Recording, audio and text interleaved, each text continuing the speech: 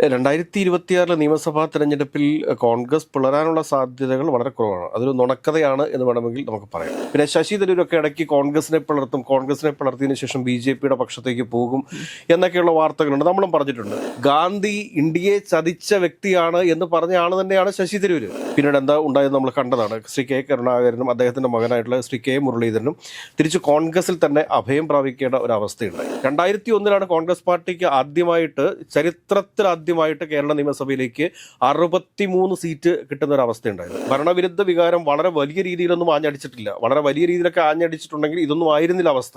80 സീറ്റിലേക്കൊക്കെ UDF എത്തുന്ന ഒരു സാഹചര്യം ഉണ്ടായിക്കഴിഞ്ഞാലും മുഖ്യമന്ത്രി പദത്തിന് വേണ്ടിയിട്ട് ശക്തമായ ഒരു മത്സരം അല്ലെങ്കിൽ ഒരു ഗ്രൂപ്പ് പോലെ കോൺഗ്രസ് പാർട്ടിക്കകത്ത് ഉണ്ടാവും എന്ന കാര്യത്തിൽ തർക്കമില്ല.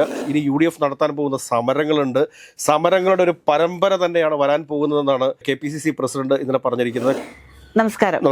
2026 നിയമസഭാ തെരഞ്ഞെടുപ്പിൽ കോൺഗ്രസ് പാർട്ടി പിളരാൻ സാധ്യതയുണ്ടോ?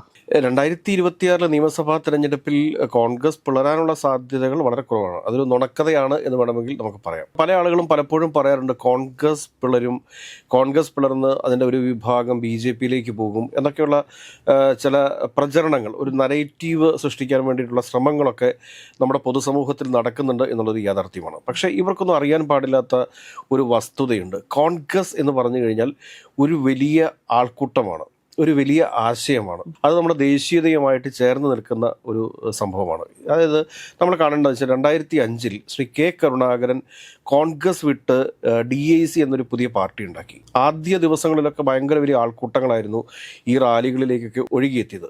പക്ഷേ അതിനുശേഷം പിന്നീട് സംഭവിച്ചത് എന്താണെന്ന് ചോദിച്ചു കഴിഞ്ഞാൽ സ്വാഭാവികമായിട്ടും ആ DIC എന്ന് പറയുന്ന സംവിധാനം തന്നെ ഇല്ലാതാവുകയും അവർക്ക് NCPയിൽ പോയി ലയിക്കേണ്ട അവസ്ഥ വന്നു. NCP പോയി ലയിച്ചതിന് ശേഷവും പിന്നീട് എന്താ ഉണ്ടായത് നമ്മൾ കണ്ടതാണ്. ശ്രീ കെ കരുണാകരനും അദ്ദേഹത്തിന്റെ മകനായിട്ടുള്ള ശ്രീ കെ മുരളീധരനും തിരിച്ച് കോൺഗ്രസിൽ തന്നെ അഭയം പ്രാപിക്കേണ്ട ഒരു അവസ്ഥയുണ്ടായി. ഈ ഒരു വലിയൊരു ചരിത്രം കോൺഗ്രസ് നേതാക്കന്മാരുടെ കൺമുമ്പിൽ നിൽക്കുന്ന സമയത്ത് ഈ കോൺഗ്രസിനെ പിളർത്താൻ ശേഷിയുള്ള, അതായത് ശ്രീ കെ കരുണാകരനെ പോലെയുള്ള അത്രയും വലിയൊരു ഭീഷ്മാചാര്യനായിട്ടുള്ള ഒരാൾ കോൺഗ്രസിനെ പിളർത്തിപ്പോയതിനു ശേഷവും യാതൊരുവിധ കണ്ടീഷനും ഇല്ലാതെ കോൺഗ്രസിലേക്ക് തിരിച്ചെത്തേണ്ട ഒരു അവസ്ഥയുണ്ടായി.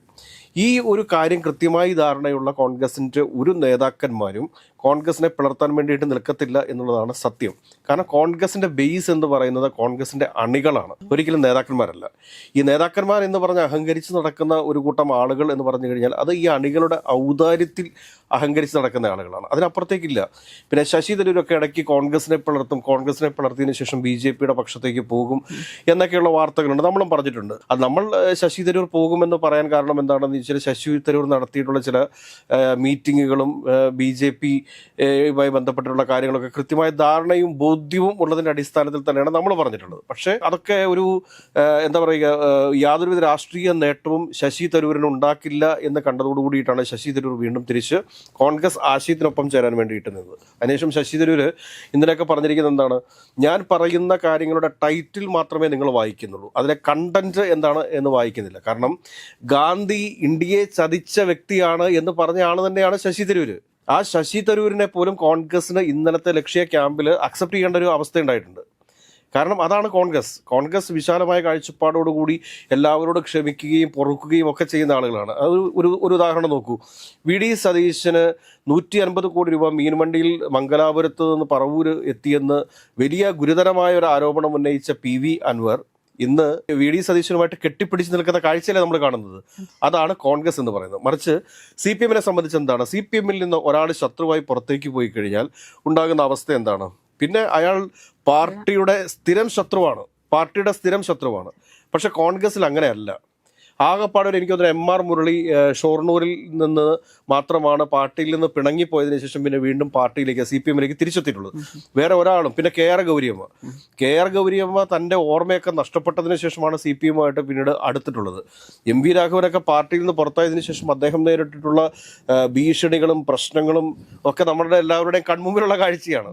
അപ്പോൾ അതുകൊണ്ട് കോൺഗ്രസ് ഇനി ഒരു പിളർച്ചയ്ക്ക് സാധ്യതയുണ്ടോ എന്ന് ചോദിച്ചു കഴിഞ്ഞാൽ അത് വെറും കോൺഗ്രസിനെ എതിർക്കുന്ന കോൺഗ്രസിന്റെ ശത്രുക്കളുടെ ഒരു സ്വപ്നം മാത്രം ആകാനാണ് സാധ്യതയുള്ളത്. പക്ഷേ കോൺഗ്രസിനെ സംബന്ധിച്ച് 2026 അധികാരത്തിലെത്തിയാൽ ഒരു പക്ഷേ കോൺഗ്രസിനകത്ത് ഗ്രൂപ്പ് പോരുകൾ വളരെ ശക്തമാകും. മുഖ്യമന്ത്രി പദം ആഗ്രഹിക്കുന്ന ഒന്നിലധികമല്ല രണ്ടിലധികമല്ല അതിലധികം ആളുകളുള്ള ഒരു പാർട്ടിയാണ് കോൺഗ്രസ് എന്ന് പറയുന്നത്, അല്ലെങ്കിൽ UDF എന്ന് പറയുന്നത്.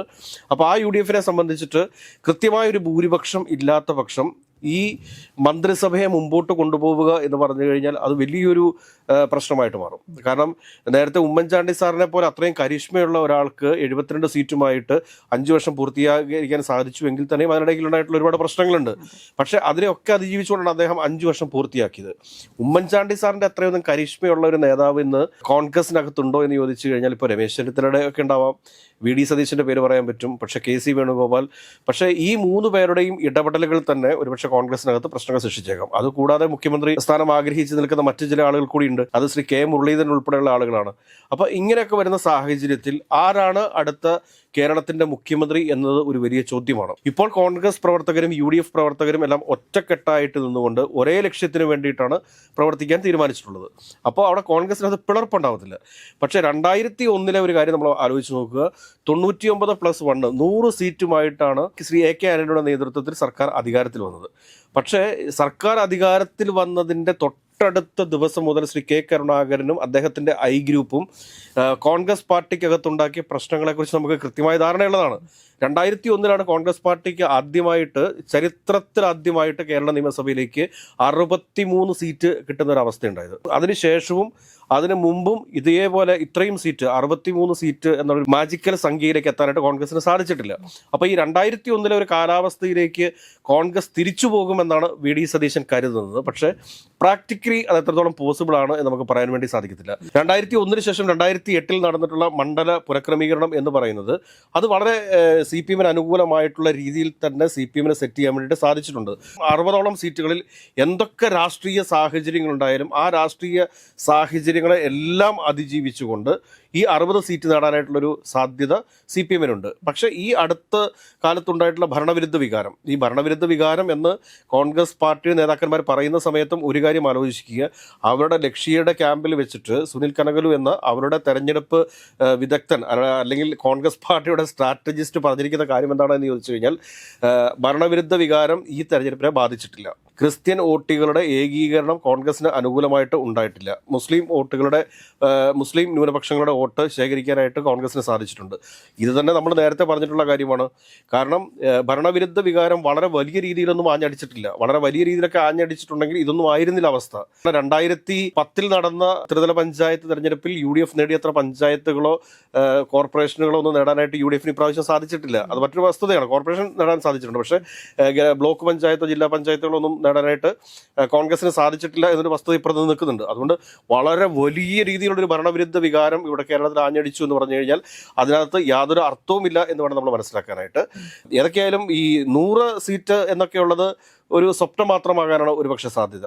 എങ്കിൽ തന്നെയും ഒരു 80 സീറ്റിലേക്കൊക്കെ UDF എത്തുന്ന ഒരു സാഹചര്യം ഉണ്ടായിക്കഴിഞ്ഞാലും മുഖ്യമന്ത്രി പദത്തിന് വേണ്ടിയിട്ട് ശക്തമായ ഒരു മത്സരം അല്ലെങ്കിൽ ഒരു ഗ്രൂപ്പ് പോലും കോൺഗ്രസ് പാർട്ടിക്കകത്ത് ഉണ്ടാവും എന്ന കാര്യത്തിൽ തർക്കമില്ല. ഇപ്പോൾ ഏറ്റവും പ്രധാനപ്പെട്ട മുഖ്യമന്ത്രി സ്ഥാനത്തേക്ക് ഉയർന്നു കേൾക്കുന്ന പേരുകളാണ് ശ്രീ രമേശ് ചെന്നിത്തല, അതോടൊപ്പം തന്നെ KC വേണുഗോപാൽ, VD സതീശൻ. ഇതിന് ഏറ്റവും ഒടുവിൽ സംഭവിക്കാൻ പോകുന്ന കാര്യം എന്താണെന്ന് ചോദിച്ചു കഴിഞ്ഞാൽ രമേശ് ചെന്നിത്തലയും ഈ പറഞ്ഞ KC വേണുഗോപാലും തമ്മിലുള്ള ഗ്രൂപ്പ് പോരിൻ്റെ അടിസ്ഥാനത്തിൽ ഒടുവിൽ VD സതീശൻ തന്നെ മുഖ്യമന്ത്രി സ്ഥാനം വളരെ ബുദ്ധിപരമായിട്ട് കൊണ്ടുപോകാനായിട്ടുള്ള സാധ്യതകളുണ്ട്. അതിനൊരു ലക്ഷണം എന്താണെന്ന് ചോദിച്ചു കഴിഞ്ഞാൽ ഇന്നലെ ലക്ഷ്യ ക്യാമ്പിൽ, വയനാട്ടിൽ വെച്ച് നടന്ന ലക്ഷ്യയുടെ ക്യാമ്പിലൊക്കെ വെച്ചിട്ട് ശ്രീ VD സതീശൻ ഓരോ കാര്യങ്ങൾ അവതരിപ്പിക്കുന്ന സമയത്ത് ആ ക്യാമ്പിൽ പങ്കെടുത്ത പ്രവർത്തകരിൽ നിന്ന് ലഭിച്ചിട്ടുള്ള, പ്രവർത്തകരല്ല അവിടെ പങ്കെടുത്തിട്ടുള്ളത്, എല്ലാ നേതാക്കന്മാരും MLA-മാരും MP-മാരും KPCC ഭാരവാഹികളും ഒക്കെയാണ് പങ്കെടുത്തിട്ടുള്ളത്, അല്ലെങ്കിൽ കോർപ്പറേഷൻ മേയർമാരും ഒക്കെയാണ് പങ്കെടുത്തിട്ടുള്ളത്. അപ്പോൾ അവരൊക്കെ പങ്കെടുത്ത യോഗത്തിൽ ഒരു വളരെ വലിയ ഒരു കയ്യടി VD സതീശന് കിട്ടിയിട്ടുണ്ടെങ്കിൽ അത് VD സതീശനെ സംബന്ധിച്ചിട്ടുണ്ടെങ്കിൽ വലിയൊരു പോസിറ്റീവ് ഫാക്ട് കൂടിയാണത്. അത് ചിലപ്പോൾ VD സതീശൻ ഒരു ഉള്ളിക്കൂടെ കളിക്കുന്നതായിക്കൂടെ, കാരണം സ്വന്തം സൈഡിലോട്ട് ആളെ കൂട്ടിക്കൊണ്ടുള്ളൊരു ഇതങ്ങനെയല്ല. ഒരു ഇനിഷ്യേറ്റീവ് എന്ന് പറയുന്ന ഒരു സംഭവമുണ്ട്. ഇനിഷ്യേറ്റീവ് എന്ന് പറഞ്ഞു കഴിഞ്ഞാൽ കോൺഗ്രസ് പ്രവർത്തകരെ സംബന്ധിച്ചിട്ട് 2026 തെരഞ്ഞെടുപ്പിൽ എന്ത് കാട്ടിയിട്ടാണെങ്കിലും അധികാരത്തിലെത്തിയേ പറ്റൂ.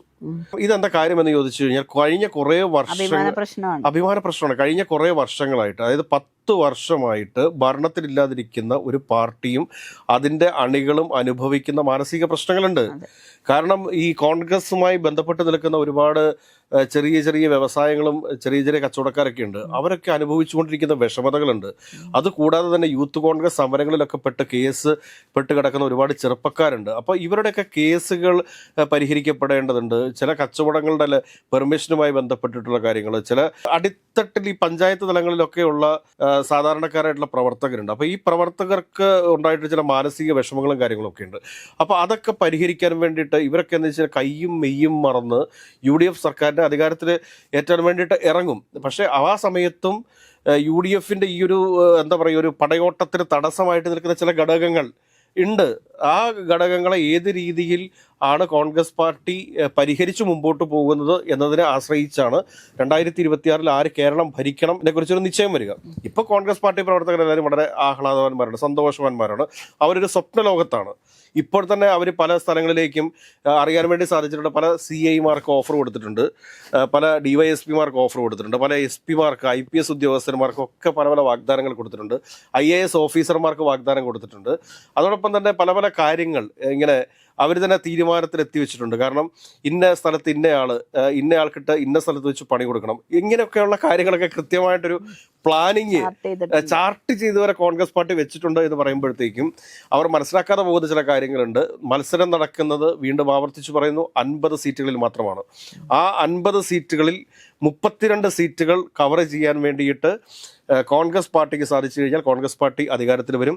22 സീറ്റ് സ്കോർ ചെയ്യാനായിട്ട് CPMന് സാധിച്ചു കഴിഞ്ഞാൽ, LDFന് സാധിച്ചു കഴിഞ്ഞാൽ LDF അധികാരത്തിൽ വരും. ഇപ്പോൾ എല്ലാവർക്കും സ്വപ്നം കാണാം, LDFകാരനും സ്വപ്നം കാണാം, UDFകാരനും സ്വപ്നം കാണാം. രാഷ്ട്രീയ യാഥാർത്ഥ്യങ്ങളിലേക്ക് കടന്നു വരാൻ പോകുന്നതേ ഉള്ളൂ. ഇനി UDF നടത്താൻ പോകുന്ന സമരങ്ങളുണ്ട്. സമരങ്ങളുടെ ഒരു പരമ്പര തന്നെയാണ് വരാൻ പോകുന്നതെന്നാണ് KPCC പ്രസിഡന്റ് ഇന്നലെ പറഞ്ഞിരിക്കുന്നത്. കാരണം ഈ 100 ദിവസത്തിനകത്ത് എത്ര സമരങ്ങൾ എങ്ങനെ നടത്തും എന്നുള്ളതിനെക്കുറിച്ച് കൂടി KPCC വ്യക്തമാക്കേണ്ടതുണ്ട്. അതിനിടയിൽ കാസർഗോഡ് നിന്ന് തിരുവനന്തപുരത്തേക്ക് ഇവരുടെ പദയാത്ര വരുന്നുണ്ട്. മാർച്ച് മാസം പകുതിയോടുകൂടി തന്നെ ഇലക്ഷൻ പ്രഖ്യാപിക്കപ്പെടും. ഏപ്രിൽ ആദ്യവാരം ഇലക്ഷൻ ആയിരിക്കും കേരളത്തിൽ നടക്കുക. മെയ് മാസം ആദ്യവാരത്തിലായിരിക്കും പുതിയ സർക്കാർ കേരളത്തിൽ അധികാരത്തിൽ വരിക. അതുവരെ ഏതൊക്കെയായാലും കൂട്ടലുകളും കിഴിച്ചിലുകളും സ്വപ്നങ്ങളും ഒക്കെ ആയിട്ട് UDFും LDFും ഒക്കെ ഇങ്ങനെ ഇരിക്കട്ടെ എന്നാണ് ഈ അവസരത്തിൽ പറയാനുള്ളത്.